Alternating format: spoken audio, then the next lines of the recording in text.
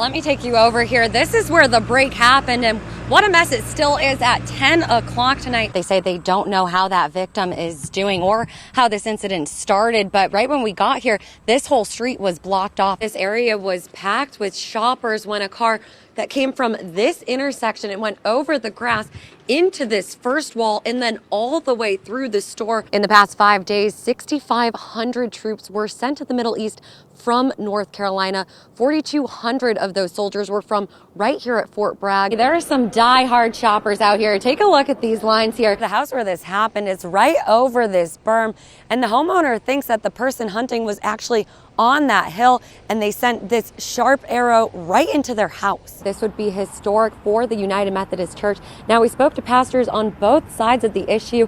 They both say that it's difficult to have one denomination with two different views. Yeah, Damani and Erica, the doors just opened up here. You can see some Virginia and Clemson fans just starting to pour in. Parents say they've been dealing with this scary situation for months. Every day the kids walk to their bus stop right here. The bus stops in this first lane, and while kids get on, cars end up passing out the bus on the outside lane.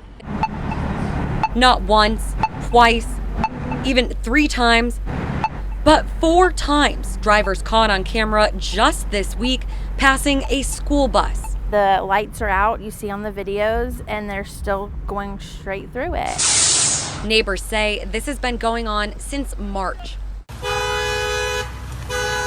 At first, we thought it was a fluke, and then it was happening on the daily. Shelby Gam and Lee Ann Orden decided to start recording drivers making this illegal move.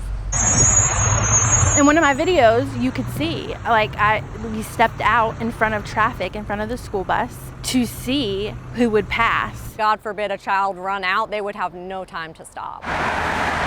Orden says she's seen police patrol this intersection, but worries it's not enough to stop the problem. This is very upsetting, very upsetting. I feel like I've communicated to CMS Transportation, Charlotte-Mecklenburg Police Department. We reached out to CMS to see if they're looking into the issue. The school district responded saying, "We would encourage parents to reach out to local law enforcement. Officers are able to issue citations when patrols in the area see violations. CMS has always encouraged motorists to stop for school buses when flashing lights and stop arms are engaged." Both parents say they've reached out to CMPD and haven't heard back. I hope that Charlotte-Mecklenburg Police Department will start looking out for this. The project started around March of last year. But the impacts from this project have lasted a lot longer for Curtis Barksdale. So they thought putting this culvert in would fix the problem. It did, but it created a bigger problem for me. The city says the goal of the Wanamassa Storm Drainage Improvement Project is to reduce street and structure flooding throughout the neighborhood. But Barksdale says city workers added dirt around the creek, making the water run towards his house instead of away from it.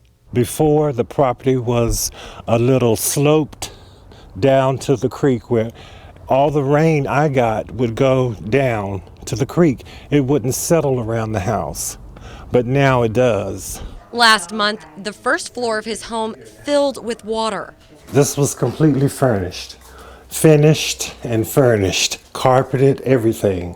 It was complete living space. All of this was carpeted. He says the damage is estimated to cost $25,000. Right now, my home is in shambles. All my belongings are gone. We reached out to the city to ask about this issue. They sent us a statement saying a property owner on Garvin Drive has submitted a claim to the city's risk management office. This claim is currently under review. Barksdale was told the claim could take 6 to 8 weeks to complete. Now the only thing left for him to do is hope there isn't too much rain in the forecast. The anxiety level goes through the roof. I don't know what to think. It scares me to death what I'm going to find when I walk down here.